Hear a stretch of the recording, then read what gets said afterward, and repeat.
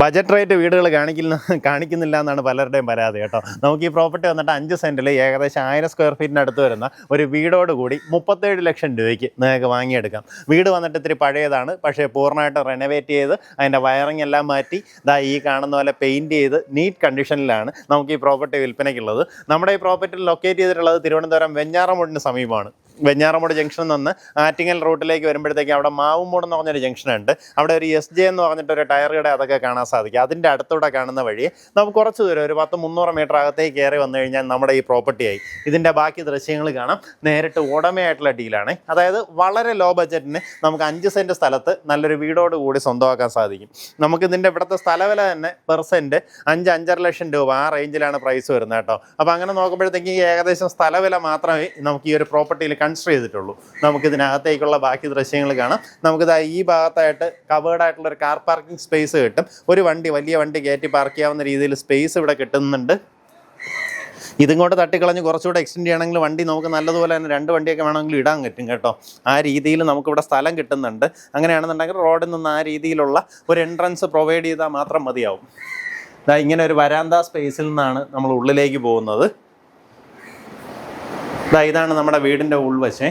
കയറി വരുന്നത് നമ്മുടെ ഒരു കോമൺ സ്പേസ് ആണ്. ഇവർ ശരിക്കും എങ്ങനെയാ വെച്ച് കഴിഞ്ഞാൽ ഈ ഒരു ഏരിയ പിന്നീട് ഇവർ ഇറക്കി ചെയ്തെടുത്തതാണ്.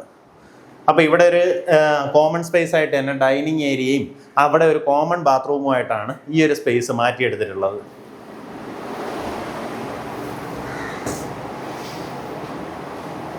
വീഡിയോ എടുക്കുമ്പോൾ ഒരാൾ ഒന്നും അറിയാണ്ട് കിടന്നുറങ്ങണ നോക്കി. നമുക്കിനി അല്ലാണ്ട് 2 ബെഡ്റൂംസ് ഉണ്ട്. ഇതൊരു ബെഡ്റൂം, ഈ ഭാഗത്തായിട്ട് അടുത്തൊരു ബെഡ്റൂം. ഇത് നമ്മുടെ കിച്ചൺ സ്പേസ് ആണ്. നമുക്ക് അല്ലാണ്ടൊരു വർക്ക് ഏരിയ ഈ ഭാഗത്തായിട്ട് വരുന്നുണ്ട്.